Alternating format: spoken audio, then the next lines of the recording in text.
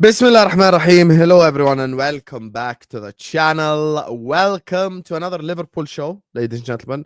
Why is the Liverpool show on a Thursday? Fantastic question. Elite question, 5-star question. Because we're running the 50k party tomorrow, inshallah, ladies and gentlemen, at the same time. So, this is the reason why. Make sure you guys are liking the video. Make sure you guys are subscribing to the channel if you're ready to do so. Every single person locked in, please hit the like button. Please subscribe. Keep getting involved in chat. Keep letting me know your opinions. Joining me first and foremost, Kelleher's biggest stan, Kmack. How you doing? I'm good. Hope everyone's well. By the way, hit the likes early and congratulations, mate. Well deserved. I appreciate you. Thank you so much. Thank you. Someone who, you get me, one of the recruits that has been there for a long time. I think he's subscribed to me under 2k, if I'm not mistaken. He's been that long ago. He's been watching the channel, and now he went to halftime, and then he went to panelist. You get me?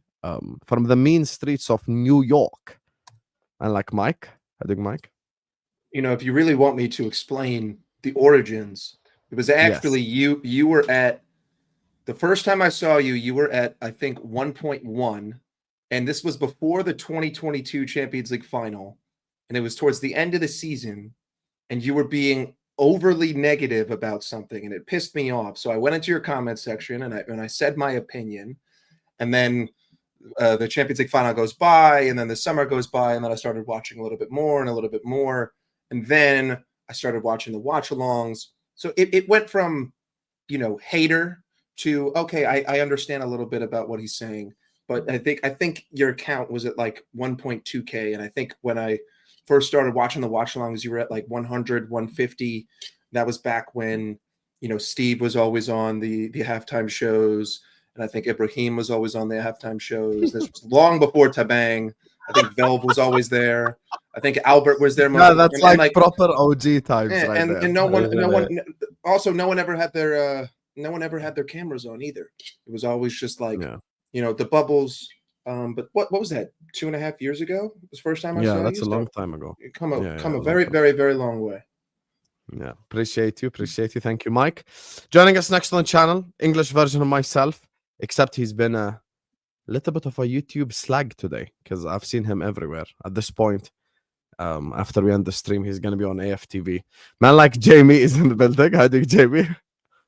Hey, you are what you're married to. Do you know what I mean? You know. She's definitely not in the room. Big up, everyone. I hope everyone's doing good. The way they move the ball, the way they switch the ball with rush, the way they move. I have no words. Joining us next on the channel, you get me. He just finished holidaying in Spain, you know, just part of the celebrity tour he's been on. And he's back in England to talk Liverpool Football Club, talk all things LFC. And Trent scored as well. So we got the GA so we can defeat Mike with it. Man like JJ is in the building. How do you, JJ? I knew this was going to come, but what's going on? I'm good. I went actually holidaying. I was on tour for football. Yeah, man. So close enough. See, I called you celebrity. You got tan. Yeah, I was coaching out there. So yeah, it was good to come up against Spanish sides and pro Spanish sides. It was good, man. It was good. Do you win? Got to semis. That's good still. That's good. Is it? If I mean, you know, you did an Arsenal semis. If we finish second, I know Husam's not happy usually. Do you know what I mean? He's criticizing FSG, but hey ho, you know, semi-finals is good. Better. But yeah, it was good experience, man. Big up to everyone. Big up to you. Big up to my guy ELC, and it says Vieira, Keane, Kante, Scholes, Kevin De Bruyne, Toure is better than Gerrard. ELCN, I will bet everything I have that you did not watch anyone you just listed other than Kante and KDB. Because you're way too young to have watched any of these, to have this crazy opinion, to be honest with you. I saw what Tom Little said on the Football Terrace, and there's a reason why he is on the crime list, and there's a reason why I really want to punch him in the face. That's what I'll say. What did he say? Big up to the panel. Tom just said that Scholes, Vieira, Kevin De Bruyne, Kante, Keane, Lampard all have bigger Premier League legacy than Gerrard. Can we have the next Husam X Tom tonight, please? Congrats on the 50k. Wow. I might need to drop a Husam X Tom little tomorrow just to cook the fuck out of him because it's just. Wow. I am gonna cook his ass. I promise you. I'm gonna get him on tomorrow. I'm gonna ruin his life because he is the biggest. If he ever gets upset for me calling him a Jedi ever, you know the reason why he's a fucking Jedi. You know now the reason why he's the biggest Jedi in the planet. Fucking wool. Sean, don't get angry when I call him a wool, you know. You should be backing me when I call him Tory Tom next time. What's Anyway. Gerrard done to Tom? I don't know. I have no idea. It is what it is. Big up to everyone locked in. Make sure you guys are liking the video. Make sure you guys are subscribing to this channel if you're ready to do so. Every single one of you guys right here, right now, please hit the like button. Please subscribe. So, guys, let's start off by talking about the Leicester game. Guys, we have 400 people in here. We're not even at 100 likes. Well, I have some shame. Even Jerry James is here. You get me. Jamie Phillips is here. Mike is here. Kmack. Come on, guys. Let's get the likes up. Mods as well. Keep pushing the likes if you're not on Discord. So, I want to start off with you, JJ, because you just came back. Obviously, been 2 weeks since you've been on the stream, on the channel. Talk to me, Habibi. What do you think of the Leicester game? I'm going to be honest, I didn't even watch it like that. I was coaching at the time, but you know, I heard it was just same old, knocking on the door, struggling to break a team down, struggling to score goals. Mavididi cooking the heir apparent to one of the world-class players in our team, defensively anyway. And then yeah, Trent comes on. I know Salah hit the post a few times, but Trent comes on and yeah, scores the winner. And do you know what I mean? Yeah, it's not. It doesn't. That goal doesn't win us the title, but it helps us getting along there. It's the only goal, helps us get there quicker.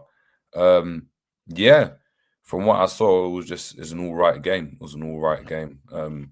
We weren't too bad, but we weren't outstanding either. And it's against a lowly Leicester side as well. So it depends how you look at it. Glass half full or glass half empty. It just depends. Yeah, happy for Trent. Personally, for himself to get that goal. Celebration was iconic. I mean, we're left to kind of ponder and see what that means for the Liverpool community in the next coming weeks. But yeah, that's all I've got to say on the game. I'm not going to lie and say I saw every single moment, watched the highlights, saw the goal, and yeah, celebration was crazy. I think. Oh, my bad, Jamie. No, go on, Matt. Go on. Listen, I'm not going to look too deep into it because we were creating a lot more than we were in previous games. The pattern that we were talking about of, you know, just not being able to get anything on goal, not being able to get any sort of creative flow, that sort of dissipated. We created a lot. I thought that Salah was a little poor. He had 4 or 5 opportunities on the back post, given it was a half volley. I know that the goalie made a great save on one of them, but I would have liked to have seen more of those end on target than ended up being on target. But regardless, you know, we seem to just be loving to either give the ball to Diaz or give the ball to Mo and kind of cross it into nobody. But we still created a lot of opportunities. Bradley did get skinned a couple of times, but outside of those 2 or 3 moments, I didn't think that he had a bad game. I didn't think that Connor Bradley was poor overall. I just thought he had a poor 30 to 60 seconds. Of course, Trent comes on, he scores that goal. You know, it's like it is the deciding goal in the game. It's a winner. Like Jerry said, it gets us one step closer. I'm not gonna make anything big out of it other than that. My opinion on him doesn't change. I don't think that he's staying. I think that a lot of people have gone to some emotional lengths to look deep into that celebration. And my response to that would be, you know, Jude did a very similar thing.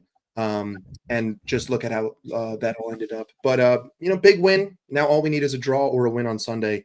You don't think he did too much with the celebration? No. I think if you score a winner, you are perfectly within your right to celebrate however you want. But what I'm not going to do is look at that celebration and say, whoa, hang on. That comment was wild. No, I'm not like the only way I will say that he did too much is if we win the title and then he announces that he's leaving. I'd be like, okay, well, what was that? You know? But regardless, I don't think it changes my opinion on it. I think he's still going to Madrid, and it is what it is. We move. Yeah, look, the Leicester game, I mean, it should have been 4 or 5-0 before Trent even scored, to be fair. You know, we had the amount of chances we miss, we do it quite a lot, and then teams get a bit of encouragement by it, and then they can try and get themselves a goal, and then, you know, you cause yourself a lot of trouble. But look, we won the game. It's all that mattered. As I said, the last few weeks, it's just getting his results and getting over the line. The job's done on to Sunday. With Conor Bradley, so I've seen a lot of people talking about Conor Bradley getting done up and stuff like that. I don't know about you guys. I find it a bit strange that I see this a lot with fullbacks in general, not just Conor Bradley and Trent, but a lot of fullbacks. They can have exceptional games against top wingers, right, and keep top wingers out of a game. But when they come against wingers that are not top wingers, they get cooked a lot. Don't know if anyone's noticed this, but it does happen. What do you mean? Can you elaborate on that? So like Trent, yeah? Trent can get cooked by an average winger, but then he can keep the top wingers in European football quiet, right? Mhm. Conor Bradley, I've seen keep top wingers quiet, but then get beaten up by average wingers at times. I see that a lot in European football, English football, no matter what, all the time.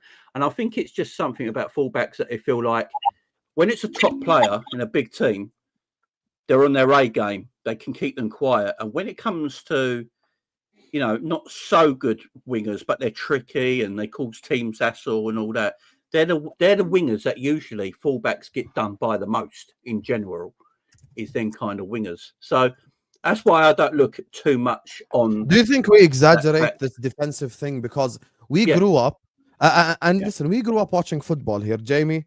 Even the right backs and left backs back in the day that were like solid defensively got cooked every now and then. Exactly. Like the thing is with this whole like fullback getting cooked stuff, bro, there will be wingers who will cook every right back and left back in the world. Of course. Like, I'm sorry, if Desire Doué is coming up against your Kvaratskhelia, 90% he's gonna dribble past you minimum 4 or 5 times. Like people, I do feel like people exaggerate a bit too much, like this whole like defensive element without just looking at just even football from like 20 years ago, bro. Cafu got dribbled past, with all due respect. Like, where are we going with this? Listen, like when we talk about that, I don't know. I know a lot of you played football. Some of you haven't in the chat and stuff. But like, you know that the job description of a winger is to be able to just like get past his man. And I can go and tell you for free that you can go and get a winger from the Championship to League One, leaving 1v1 against any fullback, and I guarantee you, if they were just on the training pitch, 9 times out of 10 they're going to beat their man, because that is what they are paid to do. That's what they're paid to do. Like, especially those wingers. The wingers usually are the most talented players to go and play, right? The further up the pitch you are, the more difficult it is to play football. You are there to go past your man. So when you're talking about players in the Premier League, and I told you by speaking to players that play in the Premier League, if they're 1v1 against you, it is over, right? The reason why Bradley or Trent or someone really, really good defensively, more time is because they play in a defensive setup, or for that game, they are defensive. If you go and look at the best fullbacks of all time, they all play in defensive setups. When you talk about from a defensive aspect, why? Because the team is forcing the wingers to not leave their players 1v1. And just because you do one slide tackle in the game and crunch your man because you want, doesn't mean you've done your job. Do you know what I mean?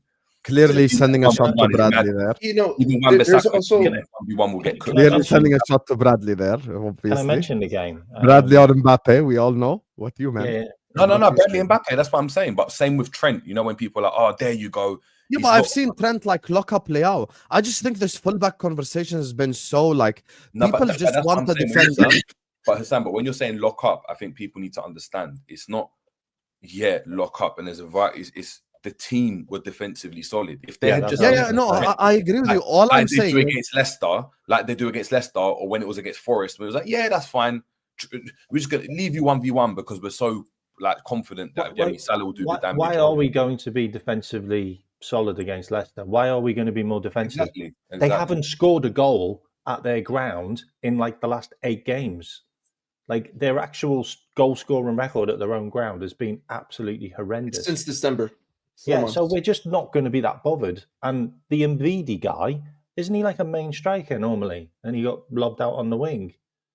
And, you know, Conor Bradley was heavily involved in... He's always been a winger. Is he the winger, is he? He's Okay, always I don't been a really winger. know a lot about him, like, to be honest. Is he English or French? He's English. He's English, okay. And the Conor Bradley situation, like, he was playing quite offensive in that game, wasn't he? Like, he was doing quite a lot of underlap and overlap and runs in that game. And he was probably just caught up the other end of the pitch. Couldn't get back in time by the looks of it. That game, though, I mean, it was a bit of a procession. Like, we had, 30 shots, 10 on target. Like, their goalkeeper made a ridiculous amount of saves. Like, their goalkeeper was probably going to get man of the match if he hadn't let that goal in against Trent, which bounced just in front of him. And the fact that there was one of their players lying on the floor pretending to be injured got in the way, which kind of made me laugh as well. But It is what it is. But that Trent celebration... But why do people never keep the same energy for Trent, though? The Trent celebration... Oh, what do you mean? Because... the whole getting caught up the pitch thing. Look, I don't really want to... Ain't that 90% right of the problem with Trent? No, but it's because he doesn't make the effort to get back. Like, Conor Bradley's busting a gut to get back all the time. Like, you don't see him jogging back, or you don't see players just walking into a position past him. Like, Conor Bradley isn't that type of guy. He's all energy, isn't he? Like, he'll probably take a man out and take a yellow card, then let a guy get past him. Like, I don't know, but I'm not digging on Trent. Like that ship looks like it's sailed. But the celebration, it's a fair point. Like, he's gone through a lot of crap. Like he's a homegrown player who's one of our own. He's come through the ranks. He's been at the club since the age of 6 or something. And the fans have been having a go at him. I think it's just a little bit of release. You know, maybe even a bit of FU. And then obviously it was a celebration, and it was great because he won the game. And let's be honest, that was his first goal with his left foot as well. Like, it's a bit of written in the stars, that one, isn't it? But the game should have been won before that, just like Jamie said. It was another one of those where we battered them but just couldn't score. I think the difference in the energy comes down to the fact that this season, more often than not, when Trent has made those errors, the same errors, it has led to a goal. And when Conor has made those errors, it has led to a chance. Now, I'm not saying that that's Trent's fault or that that's Conor's fault, because it's not just one player defending. It's 4 players defending in the back line. But ultimately, that's the facts of the situation. Now, Trent has done more offensively than Conor Bradley has, right? So he has that to sort of level the playing field.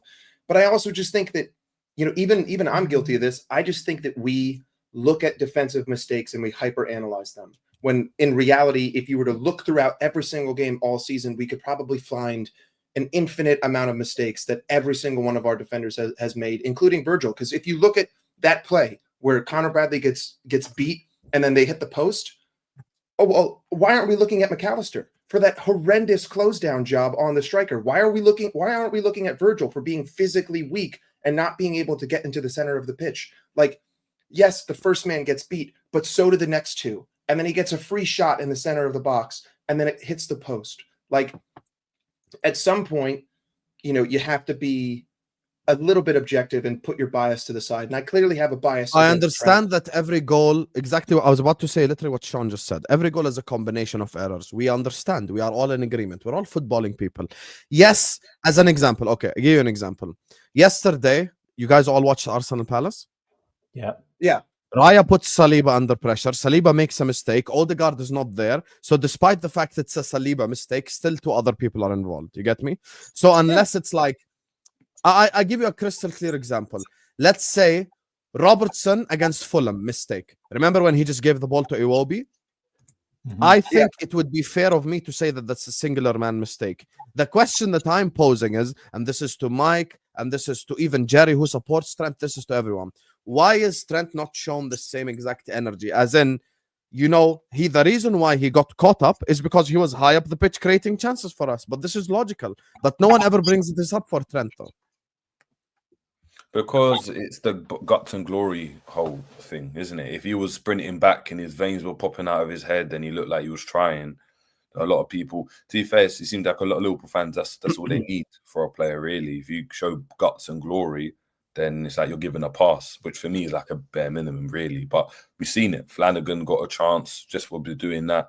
Do you know what I mean? There's loads of players historically. Do you know what I mean? I think from a fan's perspective as well, when you see someone trying, do you know what I mean? It's like, oh, he's trying. Do you know what I mean? Whereas at times, whether it's just his demeanor, I don't, because I think he definitely tries. Do you know what I mean? But I think it's just his demeanor, the way he carries himself. It seems as though, he doesn't. Do you know what I mean? He doesn't try. When, I mean, if he didn't under Klopp and Slot, he wouldn't be in the team anymore. But look, it is what it is. I'm trying to get this fucking errors leading to goal stat, and I cannot find the fucking stat.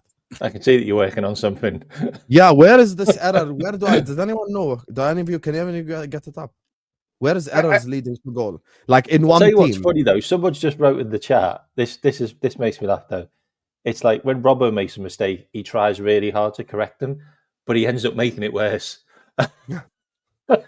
like Fulham, literally like Fulham.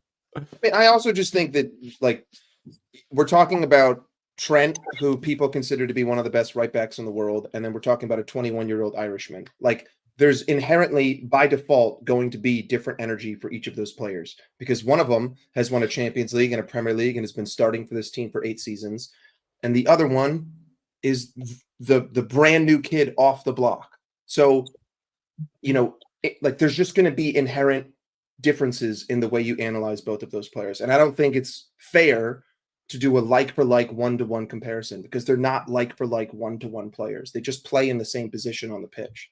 I think he's only played 3 games or 4 games, by the way, this season in the Premier League, Bradley. Like, that's how much of a rookie he is. I mean, that's fair then, but then you can't use the same brush to paint him with then about, he needs to defend like this then, because like you said, they're not the same player. Gee, the thing that you sent me, where can I find it for the same club though? Like just Liverpool. Just click player. the tab.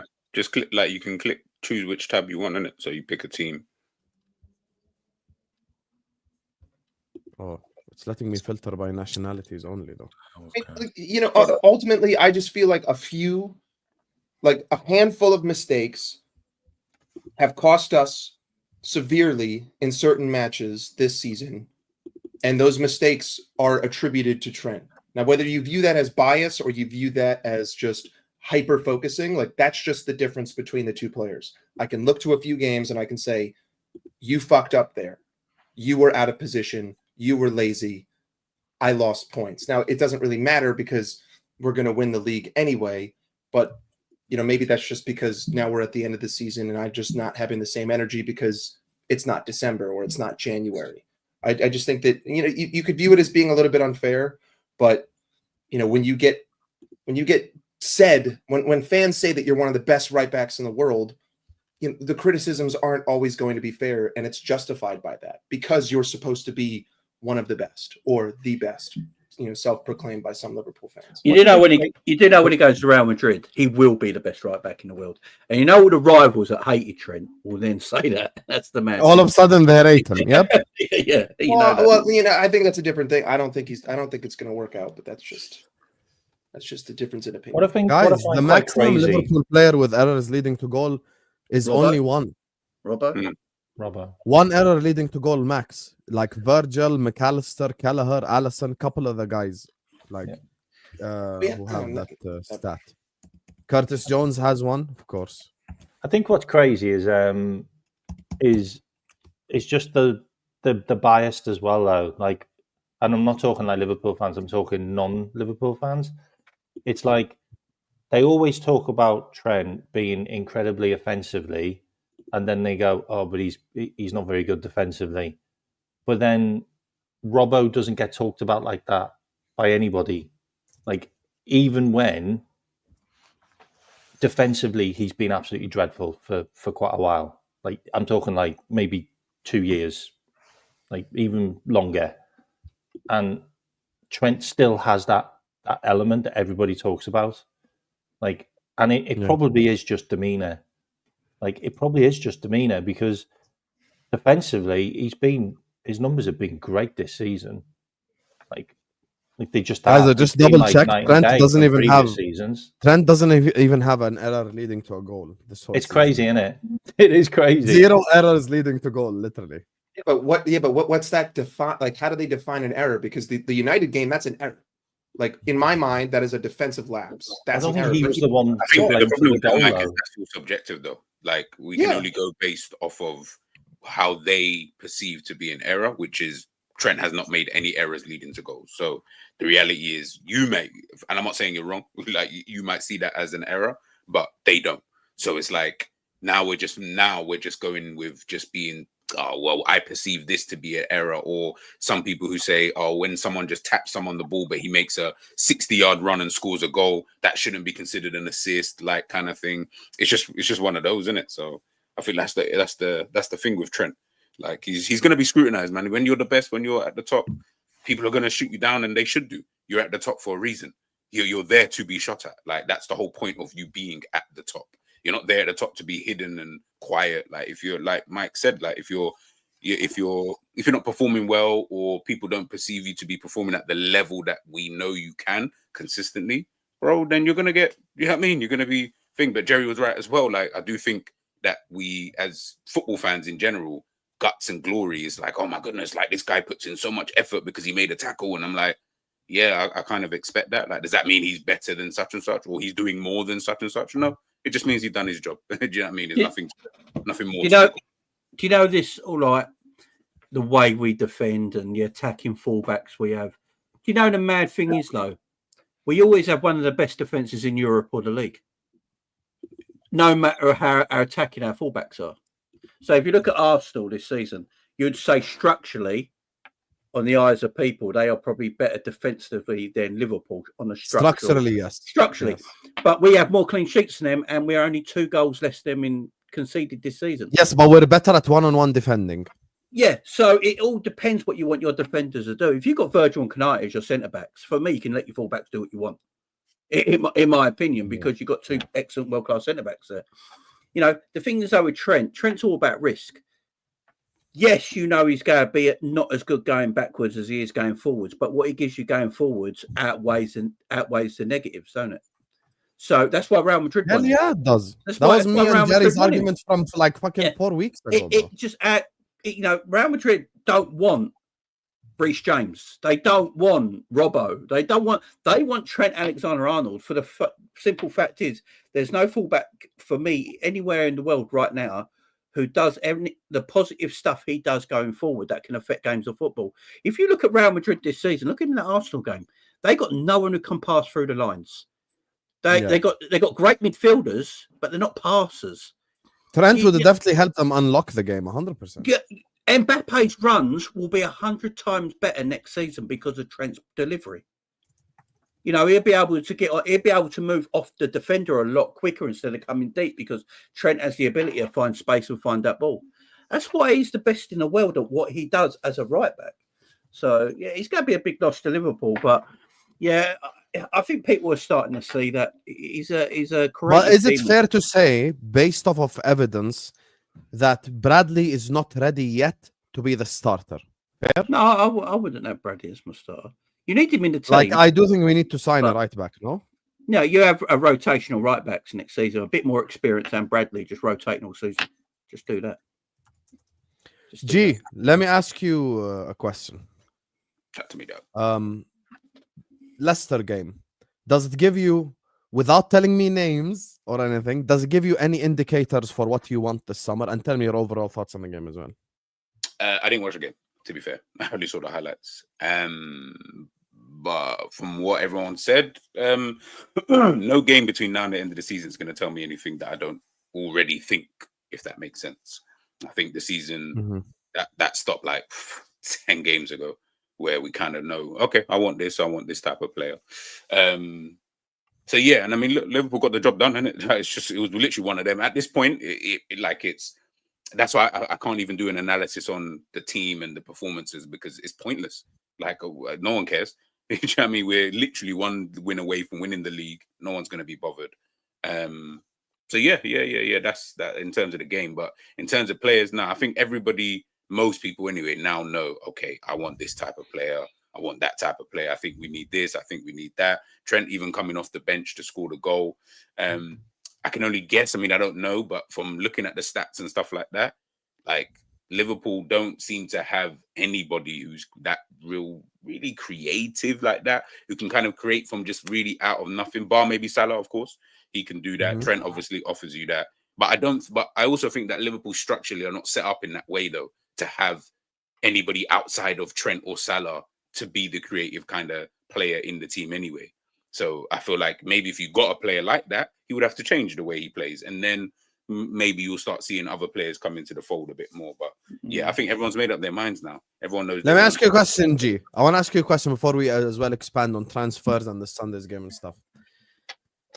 Being a proper footballing man yourself, and you're calm, so you won't overreact, I want you to explain Gravenberg's form over this last month without mentioning fatigue. Oh, that's easy. He's just been poor. He's been poor. He's been poor since we started 2025. Bar maybe less than 4 games. Maybe someone could pick out like 3 games where they're like, oh, yeah, no, he was good in that game. I think he's been poor. Like, and the problem he's had is that where you set such a standard, such a bar in that first half of the season, I'm sorry, fatigue is not even close to one of the reasons as to why, why you're going to be performing at this level. Like he's not even dropped off to a level where I'm like, I can just put that down to fatigue. He's dropping below that level. Like he's dropping to a level where I'm like, wow, this is poor. Like I don't want you in the team anymore. Like play Endo, play Jones, play, I don't know, anybody, just anybody, because you're not playing well. For whatever reason, I don't actually care, and it's so irrelevant. You're just not playing well. And that's where I feel like Slot at times in these games, bro, take him out of the team. If it is fatigue, let's just even go and be kind and say it's fatigue, then take him out of the team. Because he's not benefiting anybody being in the team. He is not adding anything to the team, like nothing. Doesn't bring goals, doesn't bring assists, he doesn't bring progressive play, he doesn't bring anything. So why am I keeping him in the team? At least Endo brings me some type of defensive solidity. He brings me the crunching tackles, the guts and the glory that everybody loves. But like, give me that. That's even more. I'd rather see that. But right now, Gravenberg, I'm sorry, you have been poor the second half of the season. That's why when people talk about like team of the season, and he can't be in the team of the season. What, for 6 months? Nah, we're not. He can't do them kind of thing. I need consistency throughout an entire season. Even if you do drop off, you can't be dropping to the levels that you're dropping. I'm not giving excuses for that, man. Like, I need you to stay at a consistent enough level where at least I'm not going to be like, nah, but he's been shit. Like, no, like right now, I don't even know how good or bad you are. I just know that you had a really good start to the season and now you've been shit.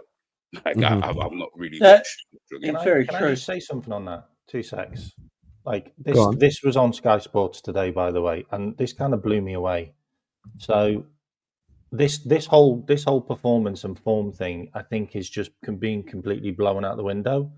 So the first 16 games, we got 39 points. Okay, everyone said we were on fire, we were flying, we were unbelievable. The last 17 games, we've got 40 points. Make that make sense? Yeah, 37 goals scored in the first 16 games. 38 goals scored in the last 17 games. 16 goals scored against us in the first 16 games. 15 goals. We're actually better. I know that's mad, but we're actually performing better. We've ran more. We've got more expected goals. We've had 151 shots faced against us. We had 163 against us in the first 16 games. So we're actually having less shots against us. And we're actually having more shots. 310 shots in the last 16 My games. response is exactly yes to Dan's response. Like, the whole performance thing, I get it. But the actual games were actually better, which is wild. Do you know what it is? I think it's because certain players' performances are picked up in the second half of the season to cover for the people whose performances have disappeared a little bit. So McAllister's performance since January has probably been better than it was before January. So that covers. Yes, it was. Yes, that covers Gravenberch dropping off a little bit, I suppose. So it is a weird one. But Gravenberch at the beginning of the season we all agreed he was a joy. He was doing the job that he was meant to do, you know. But then, yeah, he I don't know what's happening. We need one more midfielder to rotate with Grav, you know. But again, it's what does people want as a midfielder, man? What do people want as a midfielder? Because okay, I'll tell you the problem I have with Gravenberch. I'll give you a genuine objective issue I have with Gravenberch. His passing, which I should never say for a midfielder. I think. Okay, I'm gonna make a statement, guys. Okay, let me just do the super chats and then I'm gonna make the crazy statement. I'm gonna ask you all the questions as well. Big up to Darwin Punez, who says, "Big up Jamie." Non-binary chats is what. Oh, not this again. Saying. Yeah, don't. I have no. You already tried at the start of the stream. Let's not go there again. Big up to you, Darwin Punez. Lad, I'm not bothered about Trent handled this bad. And then he says we've lost world-class players before we will be sound. Yes, we did lose world-class players, but as an example, it took us a while to recover from Suarez. The good thing is the other two world-class players are staying, so this mitigates the risk, obviously. So it helps out and stuff like that. So yeah, that's what I would say.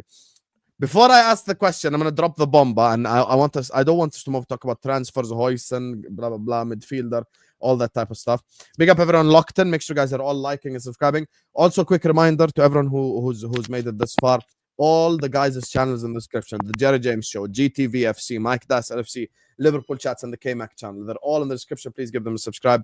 Big up to everyone locked in as well. Let's get the likes up, chat. So, I'm going to make the statement regarding the whole, transfers and stuff like that. I think the only irreplaceable midfielder we have is Alexis McAllister. I think everyone else is replaceable. And I know there's this whole Camavinga thing. Callum opened his mouth, as you guys all know, and now Camavinga's injured. Callum Sanderson curse. I'm going to ruin him tomorrow. Yeah, he got injured. So, if Real Madrid call me right now and say, would you be willing to trade Gravenberch for Camavinga? I'm going to say yes. I would accept that deal. Don't think it changes much. Yeah, Camavinga is a lot better passer. We're hyper focusing on the player here. Like, I think that overall in the second half of the season, all of the midfielders have been not as good as the previous, first half of the season. And like, I feel as though towards the second half of the season, we began to get found out, right? Salah's output started to fall. Creativity started to fall. We started doing this 4-2-4 consistently. Every time we were in possession, there was just acres of space in between who was possessing the ball and who we had to pass the ball to. We saw stone-footed play in a final against Newcastle. We started to get out physically battled. I'm not going to sit here and say that, Ryan Gravenberch is the Toni Kroos or Luka Modric deep-lying playmaker. He is not. He's definitely not. He's not atrocious. And also, the way in which we have played over the last 4 months hasn't really even benefited him. Like, at the end of the day, yes, he hasn't been as good as he was in the first half of the season, but his pass is what led to us. Why do we always do this? We haven't changed the way we played, though. In my opinion, yes, we have, because Salah's output has fallen. All of the sudden, every single game, I see us depending on Luis Diaz or Mohamed Salah to basically throw balls into the box to no one, right? Whether it's Jota, whether it's Nunez, we're playing like target man football, but we don't have a target man. We're lacking serious creativity through the middle, and the only time Mike, thank you for mentioning that. The only time. Well, listen. My stance on a 10, but I'm not going to sit here and say that Ryan. No, I don't. That's why I'm asking you. Tell me. I have said this whole season that I prioritize a 10 over a number 9 because we have scored. Who's the number 10? How many? Who's he passing it to? There's no one there who's going to put the ball in the back of the net. How many goals have we scored this season? How many more goals have we scored than everyone else? I think the 75, answer is we've got. And I think it's 13 more than every other team. And we're doing that with Darwin fucking Nunez and a non-existent. Well, we're not doing it with him because he's not scoring them. to me, okay, a 10 doesn't just mean who's he passing it to. All it does is basically say, I can now create through the middle.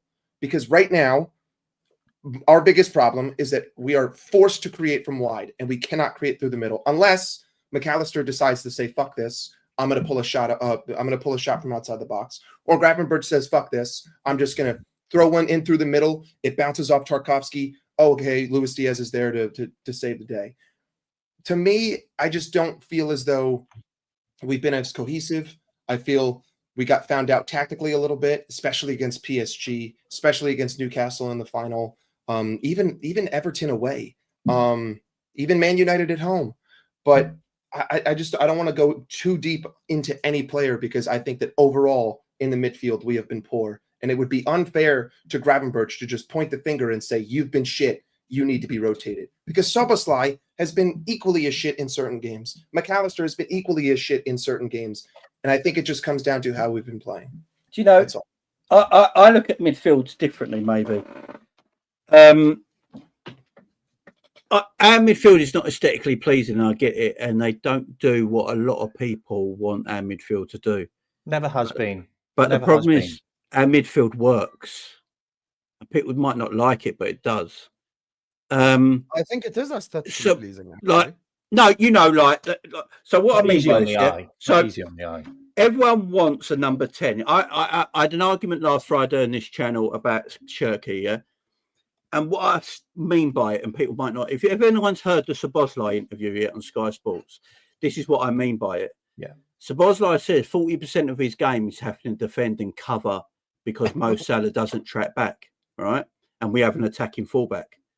What I was trying to say last Friday is if you're buying Shirky to play the 10 role, he's doing 40% of what Szoboszlai is doing.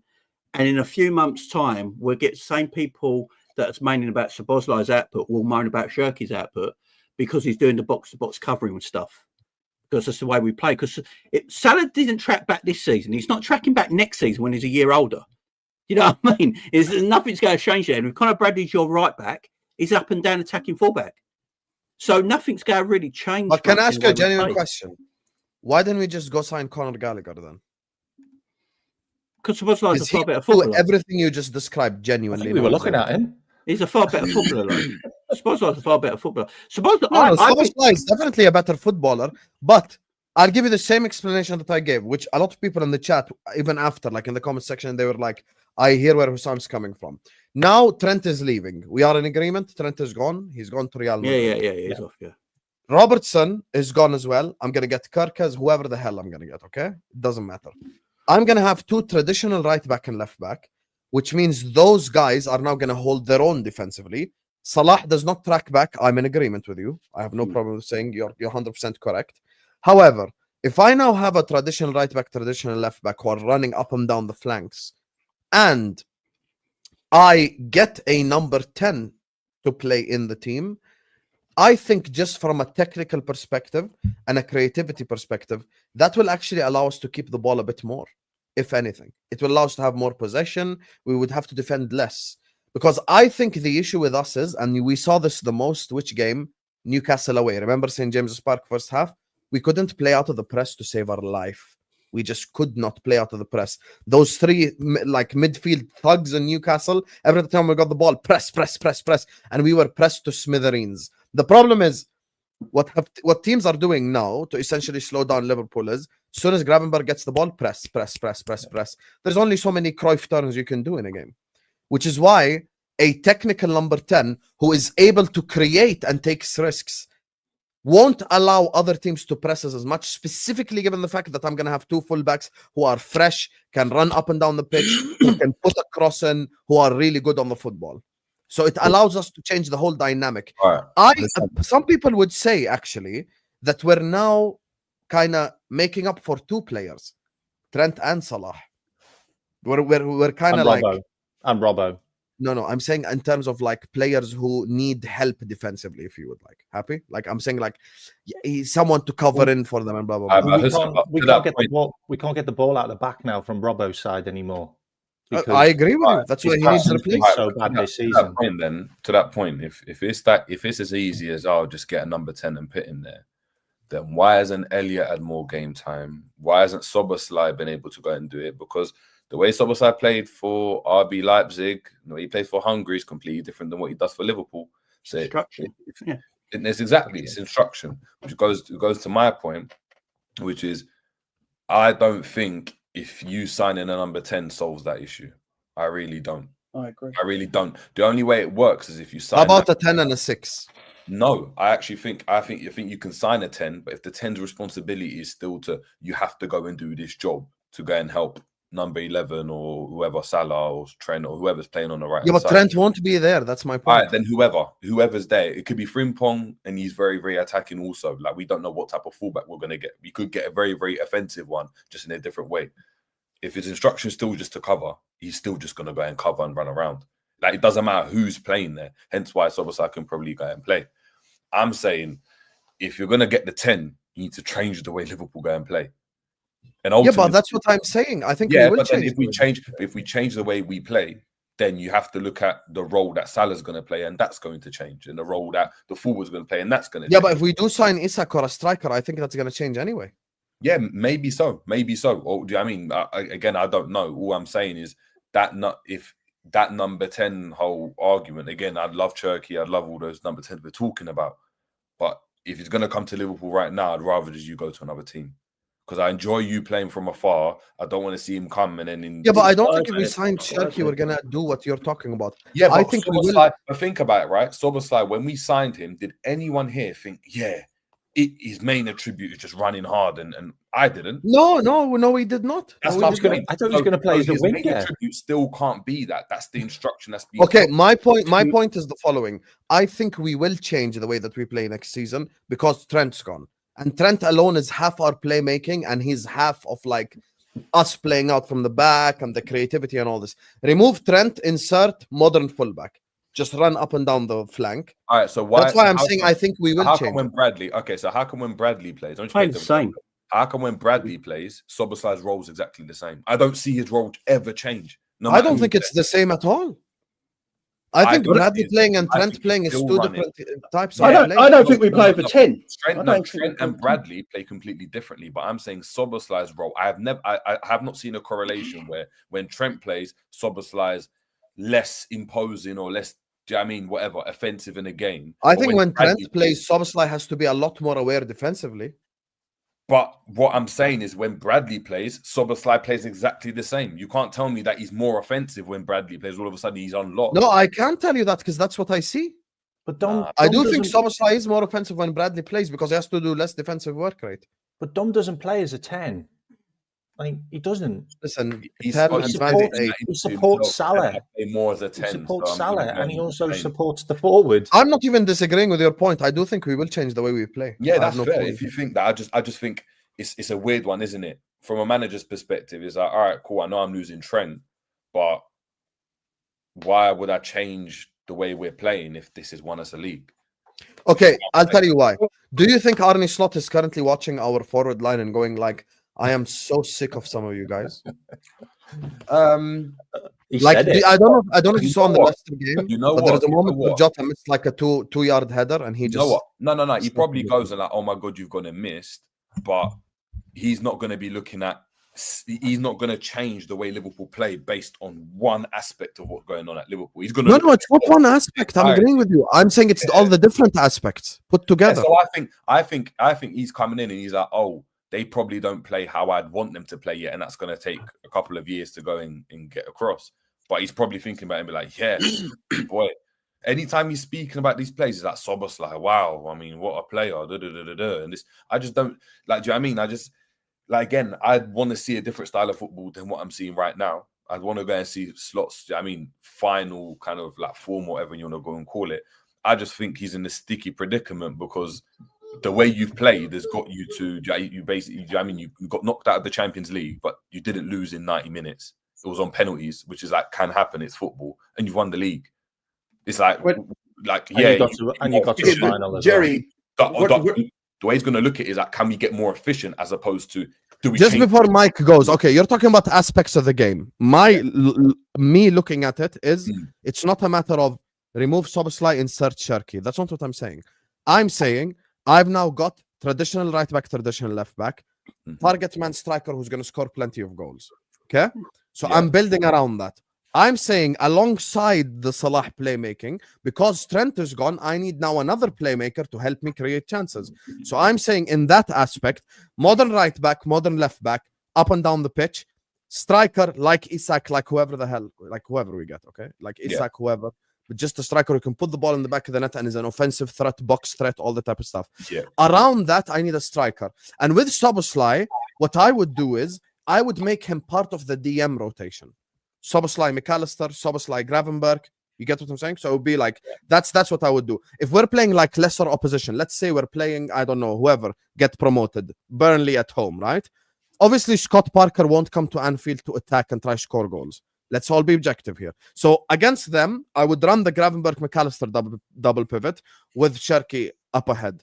If we're playing away at Man City, I might start Szoboszlai in the 10 so he can do the more defensive stuff. So it allows us to have a more different. No, tactical 100%. approach. In theory, I get it 100% because I agree. What I'm saying is, cool. You just signed a 32-year-old winger, Salah, right, for the next 2 years. Are you going to want to change anything from what he's done this season? Anything? No. Nothing. Okay. No. You want exactly because the same out of him. This is his best season statistically. So you going, and again, all those changes, I agree with. It all makes sense.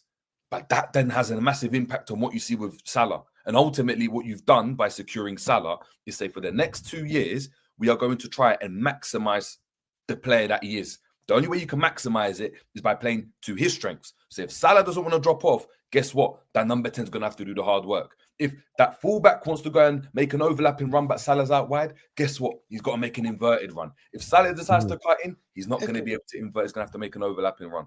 That is what I'm saying. Is that when you've got Salah, you can't now, like, after winning the league, I think it's very difficult for a manager to be like, yeah, Salah, you know what? We're going to scrap what you're doing and we're going to make you into this. But we don't have to scrap what he's doing. I don't. Every team in history has like mitigated for. You think Ronaldinho tracked back? He didn't track back.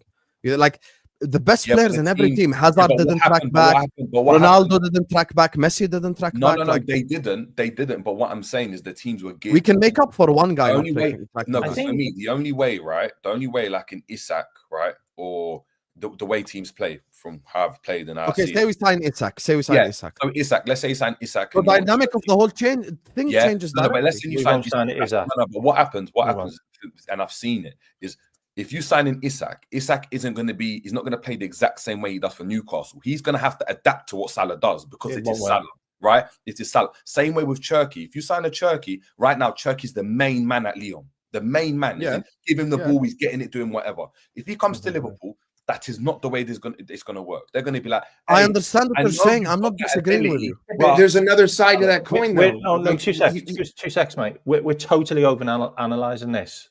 We don't need as many players as everybody thinks we do. We just need to replace what Slot has seen is lagging. And what's lagging is the left back. We know that. We need a right back that's faster, that can get back and forth more. We're going to have that with Bradley, or we get another guy. We're going to need a midfielder to rotate. We need a midfielder to rotate because we've just talked about Gravenberch needs another guy to maybe come in. We don't need a number 10. We've got Dominic Szoboszlai. He's done an incredible job this season. Like, I know everybody doesn't like what you see on the eye, but he does everything that he says on the tin, and Slot loves that. Salah is integral to how we go on next season, which is the reason why we got that one done. And we need a number 9 that Salah can pass to that will score a goal. Like, and we can't have an Isak or someone who drops in and goes wide and goes. We just need a guy to stand in the center of the box, because that's where the ball goes all the time. Let Mike go, and I'll respond to your points. Go on, Mike. Okay. To some of what Jerry is saying is correct, right? But the caveat here is that Arne Slot came into this club with his only signing being Federico Chiesa. So for him to make drastic changes wouldn't make any sense if his goal is to win the league, and it looks like it was, because from the very get-go of the season, we looked like we wanted to win this Premier League, right? So he can't change too much, but he changed just enough, right? Mm-hmm. Changed just enough to Jurgen Klopp's system with the same Jurgen Klopp players. Now, we're going into this summer. Am I going to sit here and think that Arne Slot wants to play this same style of system? I don't know. I can't answer that because he hasn't given me any opportunity to change my mind on that. He hasn't signed any players. All he signed was Federico Chiesa. So I don't know. Now, the issue with this conversation is that it's all interpretation. We don't, and it's all speculation. We don't know inside Arne Slot's head, how does he ideally want to play football if I gave him everything? If I gave him all of Liverpool's resources and I said, this is your budget, this is what you have, how do you want to play? I can't answer that, right? This summer, we will be able to answer that question based on who we sign. If we go out there and we sign a 10, we'll understand, okay, he wants more creativity through the middle. Now, do I think that if we brought in, I don't think we're going to get Isak, but if we brought him in, do I think that all of a sudden Salah's role completely changes? No, because we brought in Darwin Nunez. But he already did change it for Nunez. I know. Let me get to the point. Salah changed it for Nunez and created 30 clear-cut opportunities for him. And if Nunez could put the ball in the back of the net, he would have ended that season with 25 assists. And Salah adapted his game. And then he adapted his game again this season. So I think Salah holds the ability to adapt his game to whatever he needs to adapt it to, whether it's creatively, goal scoring, and all buying a number 9 does is give him more space. In my mind, all buying a number 10 does.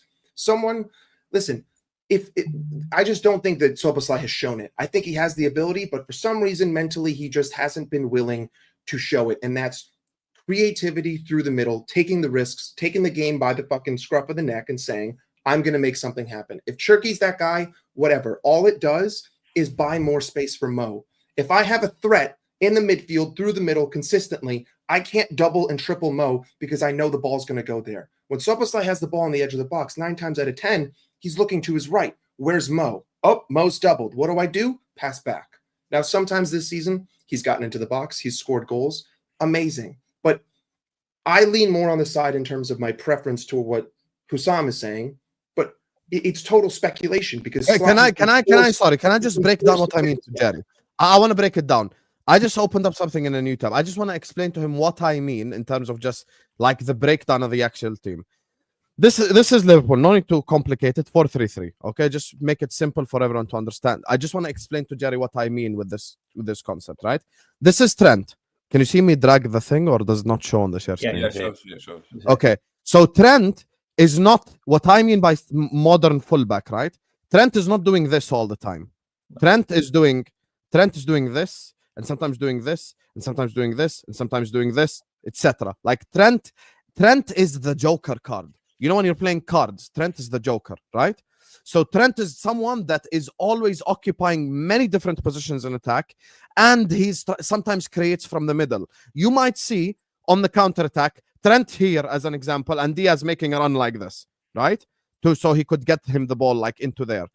My point is now, with Trent gone, I'm going to have modern right back, modern left back, right? So I'm going to have 2 left backs and right backs who are just busy doing this. We all know for a fact this, and we've all watched football, right? Kirkes is not fucking like the most technical footballer in human history. He's young Robertson, okay? Everyone, let's just establish this. He has a very good cross on him. He's incredibly athletic, and he's a good passer. So Kirkes is going to be doing this. Whoever the hell we get at right back, or Connor Bradley, is also going to be doing this now, okay? Now, all I'm saying is, I understand Szoboszlai's role with both Salah and Trent there is to cover this area, just like Konate's role is to cover this whole area with Trent, okay? Now, with Trent gone, my point is I don't have to mitigate for 2 players anymore. I only have one guy I've got to worry about, which every single great team in history has done. Van Nistelrooy did not defend. Van Persie did not defend. I could go on, like in every single team that has won stuff, they did not defend. I'm saying now, traditional, here and here. I've got now 2 DMs, right? I've got a striker here who's not Jota, who's not Nunez. What did Arne Slot describe? The complete package, which means the striker can drop deep, collect the ball, play these 2 guys in. He doesn't mean he's going to be a false 9. I'm just saying in different scenarios. Or he could be a target man striker where we're coming up against fucking, Burnley or whatever it is. Now, all I'm saying, because 50% of my playmaking went from here, I need the playmaking to come from somewhere else. Now, because I have a traditional right back, I don't need Szoboszlai or whoever to just be here all the time, because the traditional right back is going to be up, down, up, down, up, down, up, down. And that's my point. So I agree with Jerry's point All I'm saying is it's not just one guy like out and in. I'm saying the whole way we play next season is gonna change. I know, I understand that. I fully understand. What I'm saying is though, the interview that Jamie said, Dom summed it up perfectly. He said he does 40% defensive. Yeah, but this is in the current team. You guys are defensive. Yeah, whatever. All I'm saying is, yes, in theory that makes sense. But I'm saying that has a knock-on effect with everyone. I'm saying when you go and see, I mean, back in the day when you looked at the heat map and saw Trent and Robbo, they were high and wide and they were the width, and Salah was coming inside, and Henderson still had to go and do that covering role, right? So ultimately, what I'm saying is no matter who plays down that side, right? Unless Liverpool just decide to go, we're just going to go mad defensive, and this fullback's not moving from, do you know what I mean, the left hip of Konate or whoever, or sorry, the right hip of Konate or whoever's playing on the right hand side of centre back, he's still going to have to go and get forward, and there will be times where whoever, Bradley or Livermento's bombing forward. Let's say Bradley Kirkers to make. Let's say Bradley or Kirkers. Bradley and Kirkers. That Bradley's run down the ring. He's crossed it in, but it's been intercepted. All of a sudden, that ball goes straight into that gap that he's gone and left. Who's covering it? Yes, Konate. Easy answer. It will also be Szoboszlai. You cannot go. But it won't be, Jerry. It will be. It's always any type of football. You have that midfielder is going to have to go and do that. If he's going and playing in the 10, that's fine. But then you've got three players that essentially aren't going to be okay. But then you know what we could do? The right defensive midfielder could cover that area. Yeah, and then what happens to the centre? I've got the left defensive midfielder, double pivot. And what happens to the other side when it gets switched? This is what I'm saying. It has knock on effect. The left back is there. Yeah, no, but that's what I'm saying. And then all that happens is teams go, all right, cool. We get that ball switching and isolate you 1v1 against this fullback. And again, what you're asking for is the same situation we've been talking about, which is you're leaving your fullback isolated 1v1, expecting him to 100% record, do you know what I mean, against defending, against his winger. No, I'm not saying 100% record. What I'm saying is the team has to defend in totality. I'm saying when you have an Isak that is not going to be running back and defending like Nunez. Okay, does signing Isak change the dynamic of the team? Whoever. Immediately. Yes, it will. Ekitike, anyone will change it, right? It changes, right? But the only way it doesn't change is if you go and look at, all right, who's going to adapt? Do you adapt? Do you ask Salah to adapt after having the best season he's had? Right? Or do you ask the new signing to adapt when you can't even guarantee that he's going to come in and... I'm not saying Salah will adapt. No. I'm not saying that. Salah does the same thing. He does not track back. I agree with you. So, but I've already given you the solution to him not tracking back. So hold on. So Isak stays or whoever that forward's there, you're saying Szoboszlai now doesn't have to go and cover that area. I'm saying I want Szoboszlai now to be part of the DM double pivot. Yeah, then the other midfielder is still gonna be, like I said, it's not as easy. It's defensive work, but then it's like Arrigo easy. Sacchi, you know, from back in the day, where he used to essentially think, I'm gonna attack in a team of 4 and defend in a team of 6. No, That's my logic. I'm trying to say, okay, let me have Salah, whoever as up top, like the front 3, Cherki behind them, creating for them, and the front 6 have the chance to defend and have the chance to stop counterattacks. And when I'm playing the 80% of the teams in the league that I'm expected to beat, I can run it with ease. I think the complexions rises. Man City away, Arsenal away. We might have to change a few things. I think they rise against some other teams, you know. But again, like, can I just say something? I don't think there's a problem because we're about to win the Premier League title. And everyone told this Arsenal super team. Everyone talks about it second again. Man City. What's that got to do with anything, though, Jamie? We just said like Liverpool won. I'm saying that's my point. That is Jerry's point. I'm saying the biggest intriguing thing. The intriguing thing I'm looking for is, all right, cool. And again, to Mike's point, I don't know. It's all speculation, but I'm saying it's a difficult proposition to ask a manager who was not expected to win the league in his first year, right? I don't believe that was even the main target and stuff. It was like, yeah, we'll be competitive. I don't think they set out and think, we're not going to sign anyone because we think we're going to go for the league. For me, the logical thing is you go and sign the best players because you're like, yeah, we're going to make a charge right now. They didn't do that. They wanted to secure what they had, not really make any changes and see, cool, can we compete again? Can we achieve Champions League and all that nonsense? They won the league now. A manager now thinking, oh, we've secured the services of... Why would he change it? Exactly, you're thinking, what do we change? We've lost, 2-3 games this season? What do you change? Like, we're looking at certain things. So it's like, yeah, bring in this midfielder, do this, do that. But in the key areas that we're talking about, where like what Salah's role is, and then talking about a forward, that all has an impact. And we talk about our forwards all the time and say, why are they not stepping up? Why are they not the guys? Why? Because Salah's in the team, and because they're feeding Salah, and you have to keep feeding Salah after. I think for someone who is Jerry, you're very good at analyzing football. I think you're way too simplifying. Sam, can I just answer this No, question? It's not just Salah's existence. No, we've seen it. Sometimes But Jerry, we have seen it. Name any great team. Any great team in history, there is a forward line player who does not track back, and they all work out. So will Isak track back? No, I don't want my striker to track So back. now there's 2. Will Turkey track back? No. So now Wait. there's 3. So No. Wait. We can answer this all with a simple yes or no Turkey question. will track back, number 1. Number 2, no striker in history tracks back. Who Nunez tracks back. Nunez tracks back. His defensive numbers are better than his forward numbers. We can solve this all with one simple yes or no question. To Jamie's point, what he just said, we're going to win the Premier League. He doesn't see a problem. You know what? Fair play. My question, simple yes or no answer. Is this team capable of winning a treble? Right now, no changes. No, is this team we're not capable capable of of winning winning a it again. Hold on. Wait. What, Jamie? That is not the only question. That is not the only question. Is that what we're expecting next year? Kmack. No, let me get to my point. So we can all agree it's not capable of doing that, right? Okay. So we can get better in some way. That's not to say that the treble should be the objective, but we can get better. Do we think that over the next 5 years, our maximum should be 1 trophy a season? I don't think any fan, listen, yes, we would love that. You would take that in a heartbeat, but you want to pursue excellence. You want to be the best. You want to win everything. So if we can agree that this team can improve, then we can agree that this team can change and that things can change to improve that team. Whether that's what Husam says, getting a number 10, changing the style, whether that's what Jerry says, just improving on the players that we have to operate in this system. The one thing that we can agree on is that we want to win more trophies. And this year, we fell short in the round of 16 in the Champions League for whatever reason, whether you want to say that's because our midfielders weren't as technically gifted and we weren't able to compete. We missed loads of chances in the second game. We got absolutely the one that we should have won.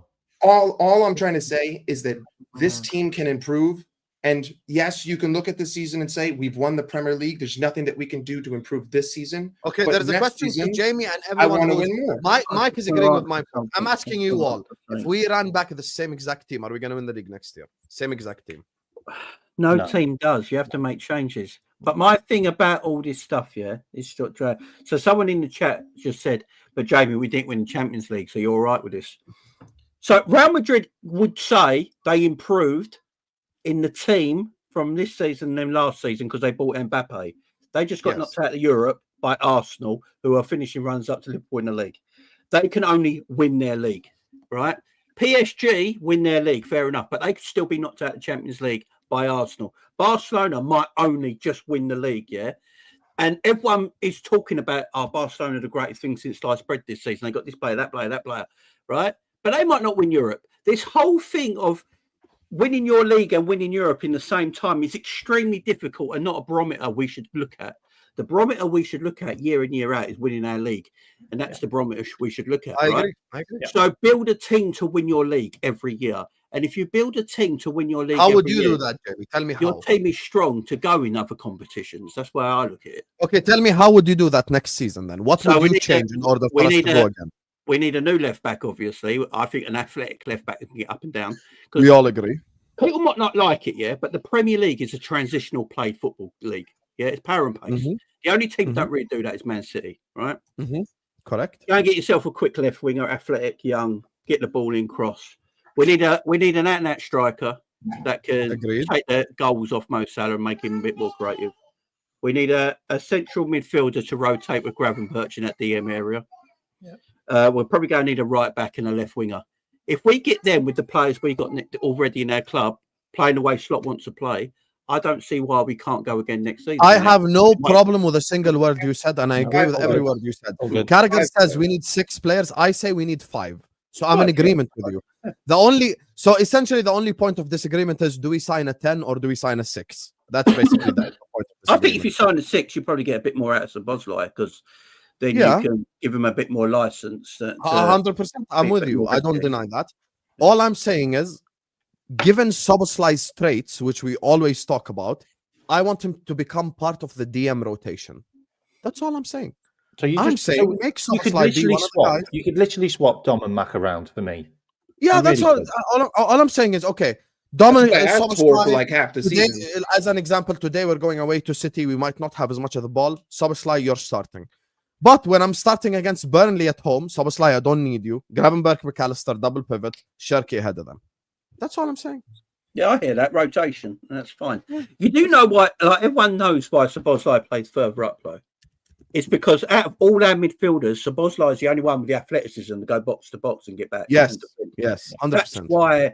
So when you look at where he wants to play, you can't really play Szoboszlai in a double pivot because he's not great at taking the ball off a defender. That's why Gravenberch and McAllister play there.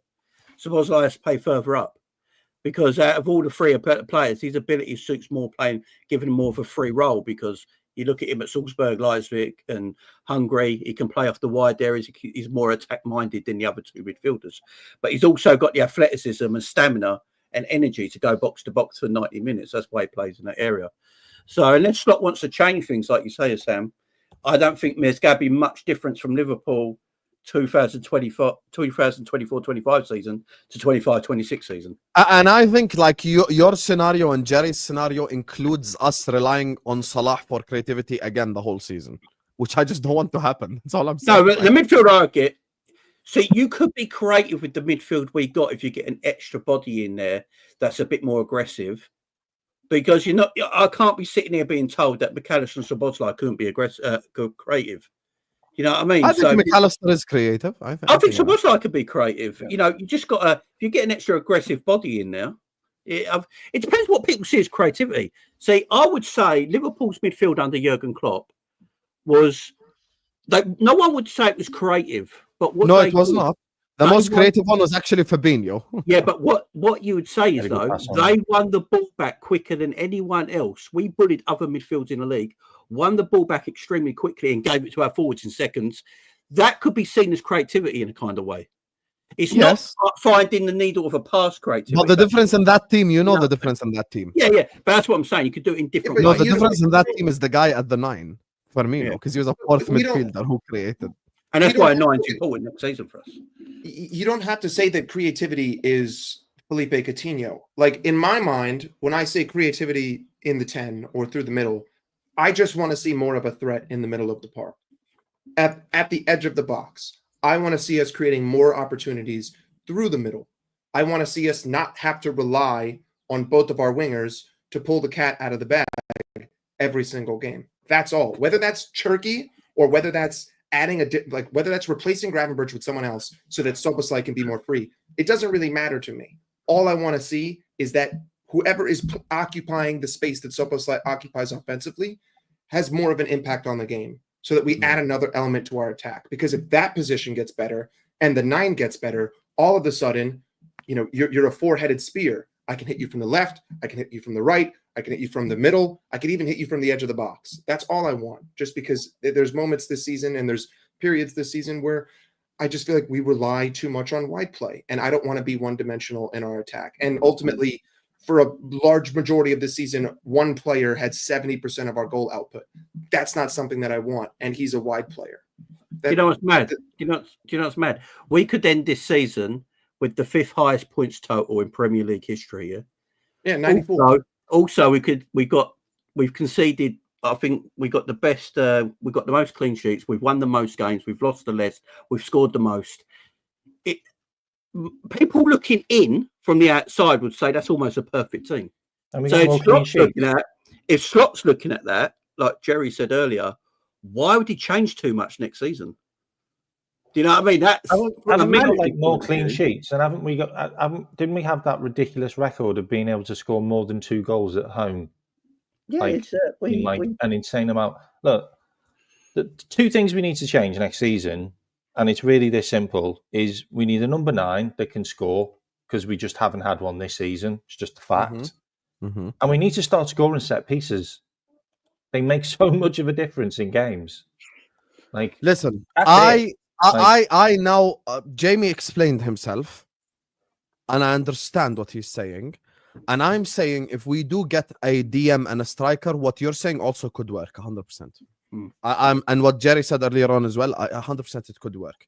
Like, I am not against it whatsoever. I think both of what you guys are saying, shout out to Terry, holds a lot of water, you know, so it could just work out. But this involves the striker banging in a shitload of goals, which is something that we have been fucking craving since Suarez. So please, can we get a striker that puts the ball in the back of the net? Because I do think, and you know, Jerry was talking about dynamic earlier. I think simply putting in a striker who could score goals changes the dynamic immediately of the team, just by itself. Because now players have someone else to pass to. So there's another fucking guy on the They pitch. trust their forward. He gets the ball. He has this thing like a worm in his stomach. Where's dad? Where's dad? Oh, dad's over there. Let me pass to dad. Every fucking time Szoboszlai has the ball in the final third, he's looking for daddy. That's literally what he does. And that's the thing that pisses me off. I understand Szoboszlai's work rate. I understand he helps out defensively. I understand he's played a significant role for us this season. I understand all of that. All I'm saying is, when he has the ball in the final third, that's like visual diarrhea. When looking at him make decisions, like the decision that he made against Leicester, that was a good one, is when he actually decided to cross the ball because he's a good crosser of the football, and then Jota just missed the header. Like that's. Sam, don't you think this all changes next season when, like, Slott's got players that he actually trusts to rotate? Because if he's going to get his own players in, this window. If he's going to get his own players in, say he gets 5 players in this summer, yeah, and they're what he wants, he's probably going to use them more in rotation than he has done this season with players like Elliott and Endo, because he obviously doesn't rate them to that level or trust them to that level to put them into the side. So if he sort of plays in a similar style that he has done this season, which might not be eye-catching to most, you know, styles of, you know, I'm all about winning football more than styles, to be completely fair, right? It's about winning football. And if he plays like this again next season, but we've got players in the squad that he can now trust, and he goes, you know what, Graham Birch, you're bum at the moment, let's take you out, let's put so-and-so in that I bought this summer, you know, we're going to let him go for a while. You know, Robbo, you're crap. Let's get Kirkers back, left back. You know, I can trust him, play for weeks now and end, and stuff like that. It will freshen up the squad, and we can keep going like we have this season, next season. But we might look a little bit fresher in that way. You know, the wild thing is like obviously we all want to see better performances. Everybody wants to see better performances, but if you look at all the numbers, they are incredible performances just by the numbers. But it's just not the amazing football that we're used to. And unfortunately, it's just because we've got a different manager. We don't play chaos football now. Like, we just don't. Like, we play methodical football that wins games consistently over and over and over. I think I said this a long, long time ago. I just want Liverpool to be more robotic. Like, you know, and I don't care how boring it is, as long as we just keep on winning. And that's what it is now. We just win so many more games. Like, get a couple of good players in that he wants, and we're good to go. But the thing is, like, even Mike Das is not like a chaos football guy. That's a bit more me, I'll be honest with you. And he's a bit more. I think there is no problem with it as long as we get one midfielder in, whether it's a DM or a 10. I think our style improves immediately, because I think it's very important to just get one guy in, to be honest with you. Let me just do the super chat before I ask you guys about the Spurs game and the celebrazione this Sunday. Whoa, I just noticed. W's in the chat for my girl, Nafisa. Big up to you, Nafisa. Thank you so much. Let's all get W's in the chat for dropping in the 100 piece. Thank you so much. Big up to you. She says, happy 50k subscribers. Been bombarded with work lately. I wanted to congratulate you. Thank you so much. Here's to 100k, inshallah. Hit the likes and subscribe. I appreciate you so much, Nafisa. Big up to you. I'm doing, actually, the reason why this Liverpool shows today is because I'm dropping the celebration video tomorrow, inshallah. The 50k subs party. We're going to have a Q&A. We're going to talk about the journey with you guys and all that type of stuff. So I appreciate you for the love, Nafisa. I've always shown us love from long ago, and thank you so much for dropping in the 100th piece. I appreciate you so much. And make sure you guys are listening to her and liking and subscribing. G, we play Spurs this Sunday. You know what it is? I'm the same height. I'm gonna just say one thing before I give G the mic. Low key, I was fully supporting like Arsenal yesterday because I'm just so petty and I want us to win the league title on Ainge's head top. Like, I just want us to win it on Ainge's after what happened a year and a half ago, and the fact that fraud said that referees make mistakes, and then a month ago he's saying if there is a mistake against Liverpool, there's a worldwide inquisition. You fraud, you hypocrite. But anyway, G, talk to me about the game this Sunday. Yeah, man, I think it's finally coming, it man. It's been a long time coming, since January, maybe you could say. I think most of us probably thought, yeah, but maybe like, unless Liverpool, it's not too bad. Liverpool did drop off. Arsenal just didn't capitalize. Like, if they were able to capitalize, then this might not be happening. But Liverpool been so consistent this season. It's like we've been the most consistent team, which is why we're gonna go and win the league. So now come Sunday, it's like finally, like we should have got this wrapped up. I don't know, like 3 games ago. Like it's been going on for so long. We've been how many points, but in front for so long, man. It's just now it's finally time, win the league, and then that's kind of really it. It's a weird one. It's actually so weird. It's joyous. It's fantastic for the fans. Everybody's going to the game. Obviously, big up to them, because that will be the first time in 30 odd years that they'll be able to like watch Liverpool win the Premier League, like with the fans and stuff like that. So that in itself is proper nice, and I actually like that.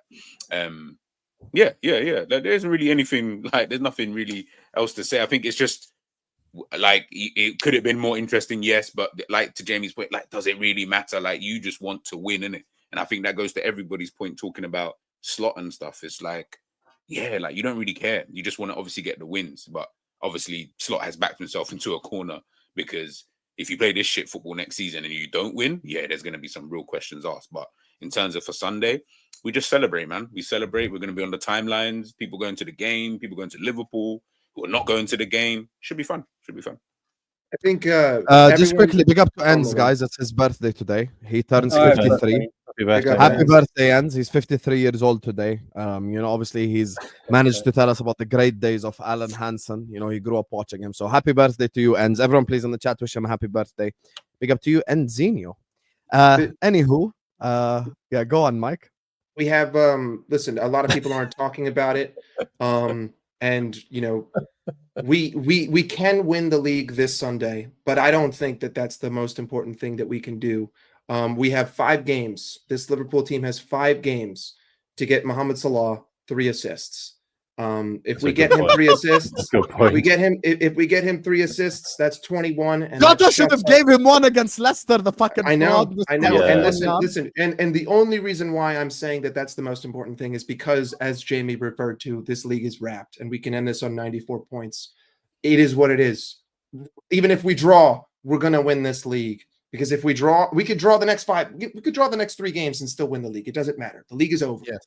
We need to get this man this record. He's already broken the record for most GA in a 38-game Premier League season, and it's game 33.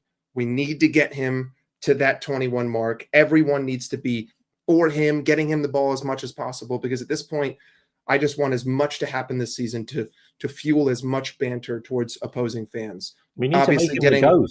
We need to make him the GOAT. Getting number 20 is going to be fantastic, but now we need to look after Salah. We need to get him to that 21 marker. Why have I got this feeling that he ain't going to do it? Yeah, I don't. Trust me. I feel the same way because it should be at 19 already. Honestly, it probably should always already be at 21. And obviously, I'm just being a little bit facetious here, but I really want to see him do it, and I really want to see the players want him to do it, because the league is done. Now go for the extra thing. Go the extra mile. Have him break every fucking record under the sun. Get him to 30-20. Make it an impossible to match season. Can I just say something on Trent as well? Because I watched Danny Murphy do an interview talk about Trent, and he's completely changed my mind about Trent. And I just wanted to say that, like, he said something which nobody's spoken about, and it's the fact that we keep on comparing Trent to Liverpool players like Gerrard and McManaman, who have turned down big contracts to go to clubs on frees, or have gone to bigger clubs. And I think the whole situation with Trent, and I totally agree with Danny Murphy on this, by the way, is he's in a situation where the others weren't at a club that has won everything. Gerrard wasn't at a Liverpool that won everything. McManaman wasn't at a club that won everything. But Trent has won everything at our club, and he's still only 27, and he can go to another club and win everything with that club. That's a situation that no other player's been in at Liverpool. Like, that's just a fact. Like, so I totally understand why he wants to go now by thinking of it in that scenario, that he can go to Real Madrid and win a Champions League, he can win a league, he can win more cups, and he's doing it at a different club. Yeah. Gerrard didn't do that, yeah, but he was at a club where he hadn't done it already. And then you got McManaman. Like, he wasn't at a club that had done that, so that's why he went. Like, so he's in a situation where it's a unique situation that no other Liverpool player's been in. And you have to really think about it like that. And that's how Trent's thinking about it. He must be. So I just wanted to mention that, like, because he's been an absolute legend for Liverpool and won everything. He's going to leave the club with 2 titles. I agree with that. So we win the league this Sunday, Jamie. Yeah. Talk to Job done. Yeah, job. Look, I'm looking for. I can't wait for it. I mean, Saturday night it's probably going to be a bit hard to sleep knowing you go win the league the next day. 4 o'clock in the afternoon is going to take for ages to come round as well, and it's going to be like the slowest day Sunday. Look, we only need to draw Spurs. I think we're going to beat Spurs quite comfortably because Spurs as well. Firstly, they know if they lose, Arsenal lose the title. They're all up for that. Secondly, fucking Romero jumping in the celebration. Yeah. Secondly, they got a massive European game in 3 or 4 days. You shut the fuck up, you fucking wool. You fucking wool, you fucking Jedi. Tory Thomas in the chat. You're out here on the football terrace disgracing us Liverpool fans, talking about Scholes is better than Gerrard. Shut the hell up, you're a fucking seaman when Scholes was playing. You're the real rat. You're a Jedi, Tom. You're a Tory, you're a Jedi, you're a fucking wool. Go ahead, Jamie. You're more of a Scouser than this fucker ever is. Go ahead. A Tory to a Scouser is mad, you know that? That's mad. Yeah, he's a Tory Scouser. Right? That's why I was so glad we relegated Leicester. Yeah, we only need a point. Look, Tottenham. Look, they got that big. Their biggest game of the season is go against Bodo Glimt next Thursday. That is their biggest game of the season. And the fact of the matter is, if Tottenham finish 17th in the Premier League but win the Europa League, they're in the Champions League next season. So it's not going to matter. The league don't really matter to them now. Everything's about Europe. But we're at home to Spurs. You know, High Line, Tottenham are going to come to Anfield. Salah and Diaz are just going to stand on the halfway line. You know, balls over the top. We're going to win the game pretty comfortably, in my opinion. I don't think it's going to be this massive scoreline. I've seen a lot of people say 4s and 5s and stuff like that. I think it'd probably just be a professional 2-0 win. And it'd probably be quite boring to watch. And you just get the job done. But it's going to be the reason why it won't be boring is because it's Spurs. Yeah, but yeah, true. It'll be wild. But the celebrations after are just going to be nuts, ain't it? Look, the last time I saw Liverpool win a league in front of fans was 1990, and I was 9 years of age. So, you know, this is going to be an amazing thing that we're all going to be glued to. We can't wait for it. And yeah, it's going to be super exciting. And we deserve this, man. We absolutely deserve this, no matter what anyone tries to tell you about the English league being shit and all this crap that you hear. You know, it's all bollocks. And yeah, we're going to be the English champions. And Man United can never sing 20 times ever again in their life. It's done. It's finished. This has actually been one of the most. This has been one of the most competitive years in the Premier League that I've seen in a long time. It's just that first place isn't competitive with everyone else. But then if you look at the difference between third and like 9th, how many points is it? Like 5 or 6? So you're talking about an incredibly competitive middle of the pack to get into the Champions League. But people want to just say that the league is shit because one team runs away with the title. The league isn't just about the title. There's 19 other teams, and there's a whole nother race. So the whole league is shit is total bullshit. Total bullshit. Damn right. You've literally got a team that can finish 17th that could actually get into the Champions League through winning the Europa League. That is just crazy. Like, it's just crazy. Don't the Premier League, if everyone, say Chelsea win their European Cup, or either Man United, Tottenham win their European Cup, ain't there 9 teams are from England in Europe next season? If that's going to be mad. 9 teams. It's gonna be 6. It's gonna be the 5. Sorry, Villa are out now, and whoever wins the Europa League from the 2 English teams, if they do, it's gonna be the 6th team. And then after that, you've got the 2 Europa teams and the 1 conference team. Yeah, that's mad. That's fucking 9. You are right. It's mad. You know, if Villa won the Champions League, it would have them in 10. Yeah. That's crazy. The team that finished 10th would have gotten Europe.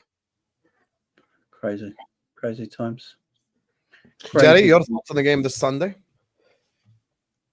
Yeah, it depends. I've got football as well, innit?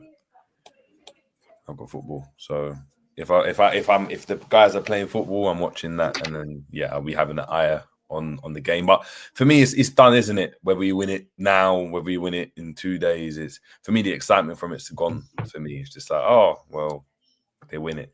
Yeah, I mean, it's obviously you win it, you're happy, but that excitement that you get from, well, I mean, what we had, when we win it the first time, or even just being in a title race, it's just not there, isn't it? Because ultimately other teams are crap, innit?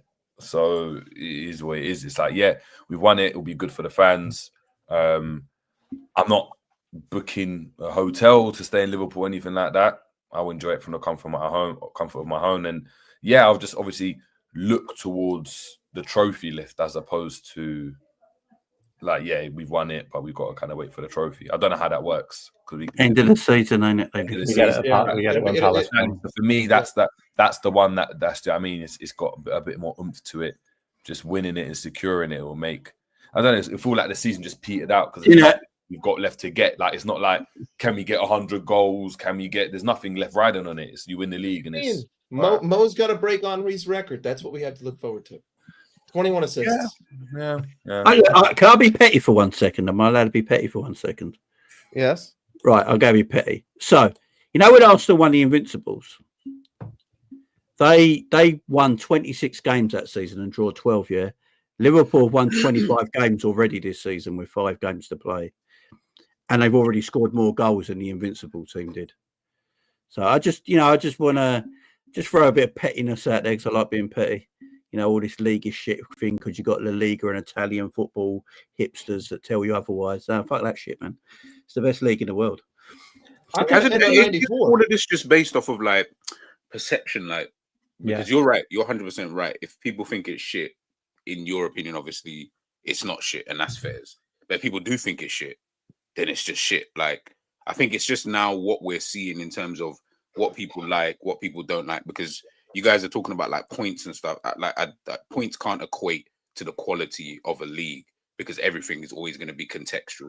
Like, you can only really base the quality of a league just by what you're seeing in that league. Like, however it's competitive, if it's, I don't know, they got the best players in the world in that league. I don't know, however you want to kind of measure it up. So when we do like this, like, oh, this league is this and this league is that, I'm just like, bro, it doesn't really matter, innit? Like, it really doesn't matter. It depends on how you see it. Like, for me, I think it's been shit. Like, it's not been good. Do you get what I'm trying to say? Being competitive doesn't make a league good, in my opinion, or it's not like a top thing. It's the football, it's the players. And from what we've seen, it hasn't even really been that good. Hence why other leagues are going to get looked at, because they've been perceived, not that it's true, just that they've been perceived to be better this season in terms of their actual quality, as opposed to, well, they've got 6 teams fighting for Champions League. It's like, okay, that's great. Do you know what I mean? That shows how really competitive it is that you've got these 6 teams, and that is fantastic for the league. But yeah, I think it's just all perception. That's why the conversation now, I think, is it's just, yeah, I think everyone should just be happy. You know what I mean? Liverpool gonna win the league. It is what it is. If they're gonna say it's shit, bro, it's shit. Like, you know what? Someone has to win it in a shit season. How about that? Someone still needs to pick it up regardless if it's shit Aye. or good. Mark- You want to Mark- be the team that wins it. So just win it and then you go. Mark Goldbridge summed it up really well. I listened to his channel earlier. He basically said that the reason why the league isn't rated as highly as it is because there's been no challenger. Like, there's been no challenge. So Liverpool have just walked the league. Like, I think we've been in second place. Oh no, was it third place for three games, and the rest we've been top. Like, we've been top more than any other team by like a country mile. I think we haven't been top like for 3 games, and that's it. The whole of the season, we've literally been top. So there's been no competition, and all the numbers just show that we've just been miles ahead of everyone else. That's not our fault. That's really not our fault. Like, we've done our job. Like, and the thing about it as well is everybody says that like there's been a bit of a drop off since January. It was over by January. So we haven't needed to work that hard. We haven't needed to play out of our skins. Like, so yeah, there's going to be a drop off because we are literally coasting to the end of the season. And we knew that it was pretty much over by January. Like, we've done our job. Like, I just don't get like why everybody's slating it. Like, it's called jealousy. That's what it's called. It's called jealousy. But you got to also remember, Liverpool should just be all over this and make it worse for everyone else. We should be, but the problem that you've got from rivals, for example, and again, you shouldn't care, but it's a bit like what we've been speaking about on this whole show. How many players do you want to sign this summer? Why do you want to sign that many players this summer? This team is apparently good. We did have that conversation as well. Do you get what I'm trying to say? Like, it's one of those better. where you look at things and you're like, okay, I'm not saying, obviously there's going to be certain things you can't obviously legislate for. So if a player leaves, if whatever, of course you're going to need to replace. That's absolutely fine.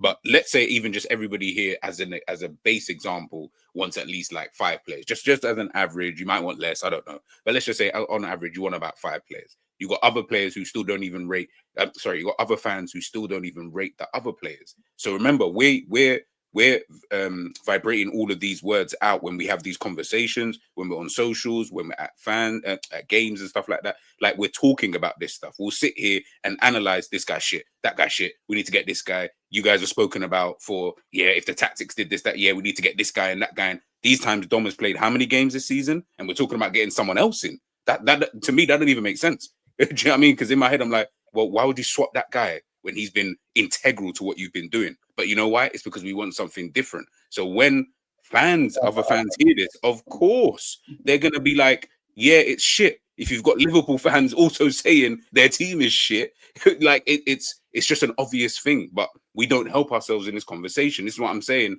That's why sometimes when we have these convos about signings, I'm like, the reality is, from people, and again, not everybody, from people who rate the team, you shouldn't want that many. You probably should want like 1 or 2 players, like at most, like at the absolute maximum, because you rate the team so highly. Did you get what I'm trying to say? But most of us don't, and we're saying it without even noticing. I want 5 players. You don't rate the team, but you don't want to say it. I rate the team. You're against the team in a need general. 3. You're not against the team, regardless. Whether you need the fact that you need 3, it doesn't even matter the number. What I'm trying to say is that it's the sheer fact that you're looking at it from that kind of perspective. And I'm like, well, what do you expect rivals to say? They're going to say the league is shit. When you've got Liverpool fans saying, yeah, well, my team is shit. Slating Diaz every week. Slating Gakpo, Nunez, Jota, Szoboszlai is shit. Harvey Elliott can't run. Robertson is finished. Trent can't defend. Konate's a bozo. Like, bro, we've been doing it all season. But then we're surprised when people say shit. I'm like, guys, come on, man. Like, we're doing it ourselves. So we just got to stop talking about it. And I promise you, they won't have nothing to do, because no one spoke about City in the years that they run away with it. Why? Because City fans are not out here slating their players. Yeah, this guy shit, that guy shit. Need to get him out. If they go, then they go. But they're not slating the players. But we do that all the time. And then we're sitting here confused as to, oh, right, you know what? Why does everyone keep saying that this league is shit? Because we say it's shit. It's really simple, man. Just keep it like that, and then you'll be fine. That's it. I hear you, but I do think there were teams where even like the fan, like I wouldn't say Man United fans and Man City fans like rated all the players that they had, like even from 10 years ago, 12 years ago.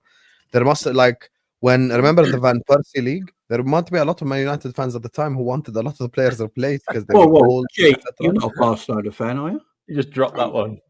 I'm a pause. Barca and Liverpool, 100%. You can't have two teams, man. Of course you can. Liverpool Yeah, since yeah. '97, Barcelona since 2001.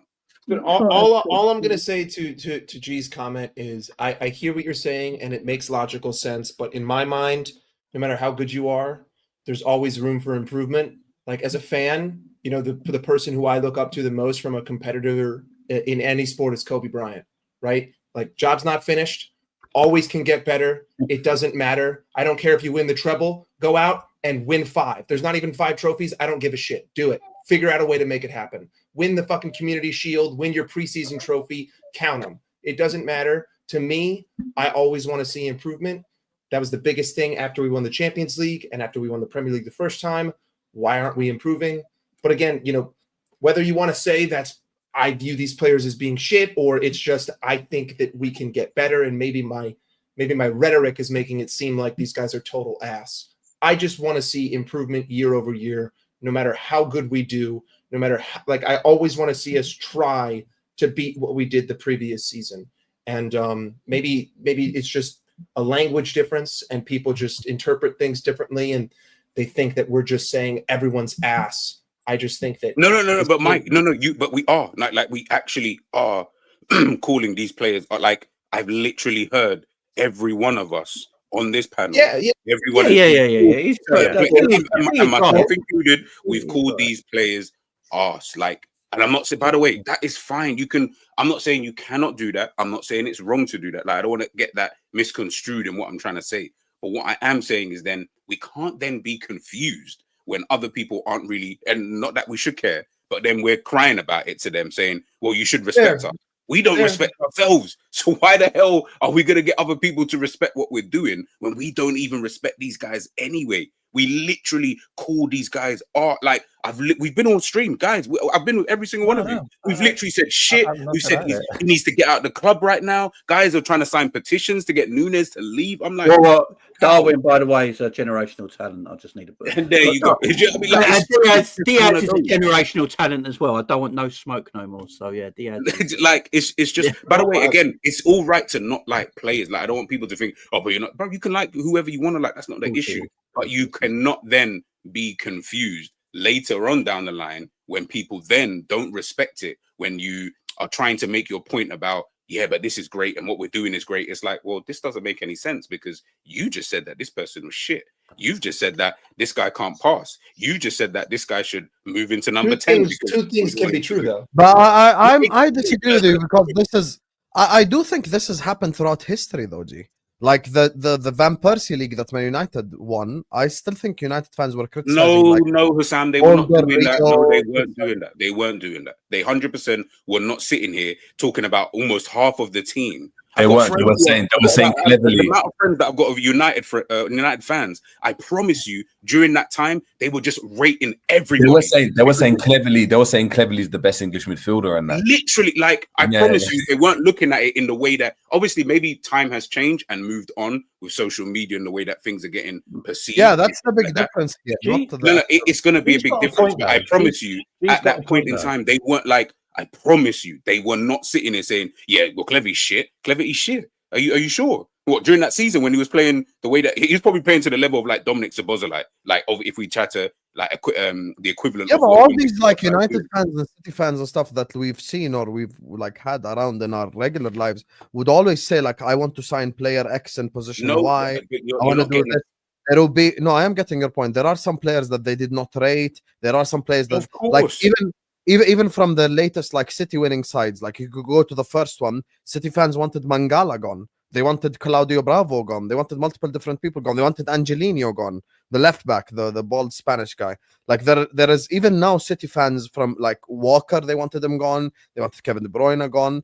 I do think every team that wins the league, like you find essentially the weaknesses in the winning season and you try to improve on it.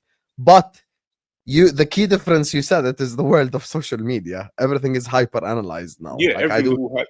Yeah, Yeah, because like now it's every day. Like every day, G is looking through his YouTube.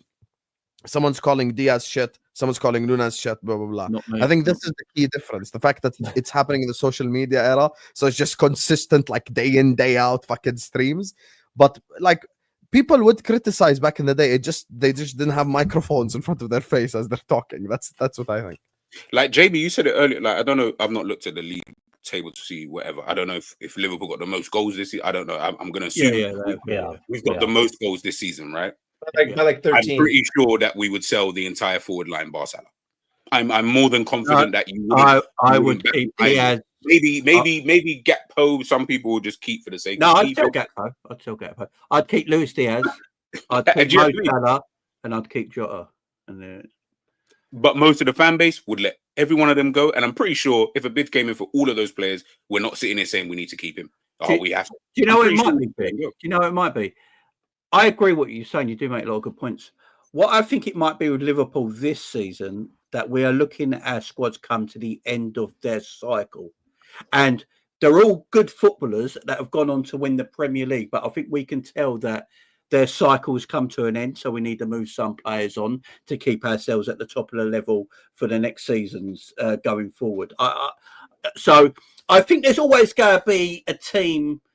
Maybe Liverpool fans are a bit more emotional than other fans. We say things with our chest and we just talk. No, this is all fans. This is, by the way, this isn't just Liverpool fans. Like I'm talking about all fans, but because we're winning the league, that's what I'm I just feel like we've come to the end of our development as a squad with certain players in it. Like we know Darwin's time to go, but because we've got Mo Salah there, who's a better striker than everyone in the league, you're doing things at the top end of the pitch, but for the years to come, you don't want Mo Salah being the only one doing that. So you need a new striker there, don't you? So Darwin's time to go.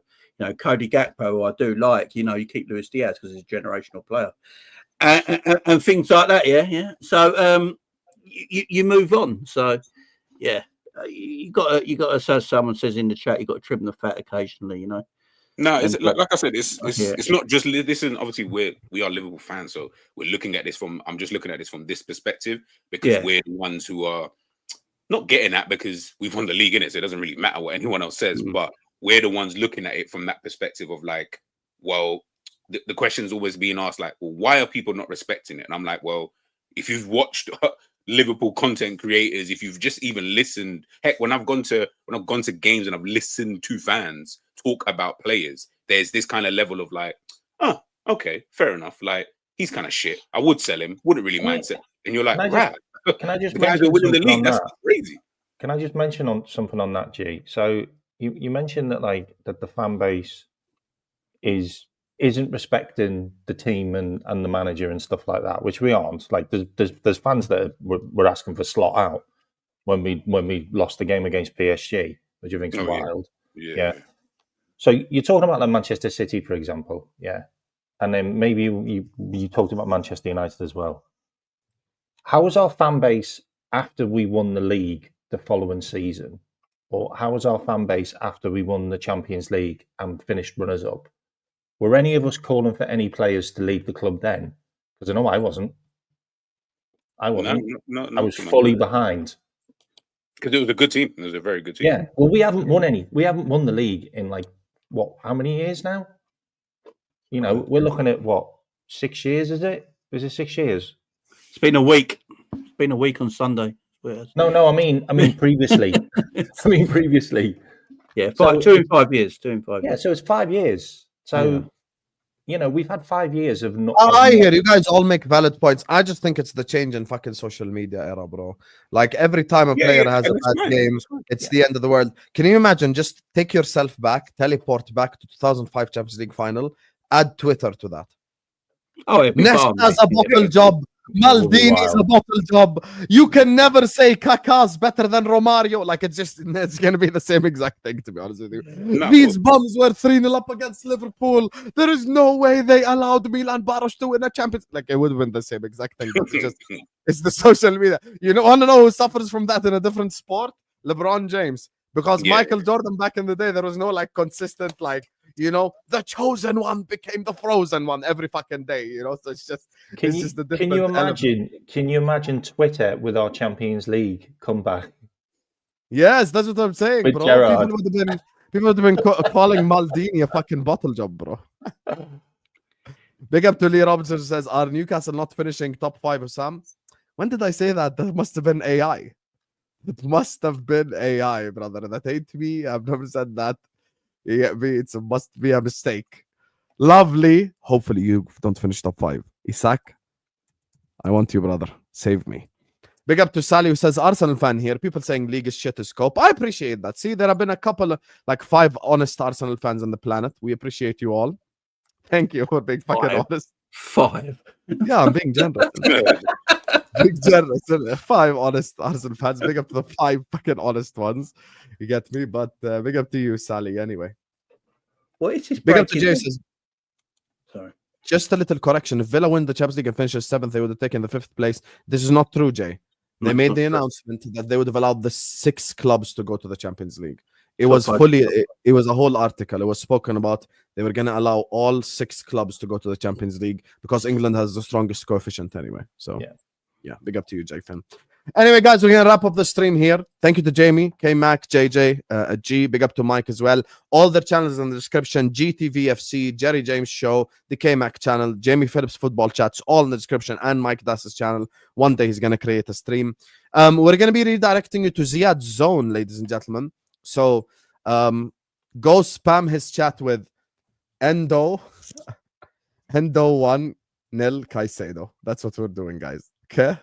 Because he's a Chelsea fan. Everyone just copy paste this right here and spam the shit out of it in his chat so he can get annoyed and rattled because Endo will have 1 league title and Caicedo has none. So I'll be spamming that in his chat as well. Love you all, and yeah, see you guys tomorrow, inshallah, on the 50K. Up the Reds. Peace.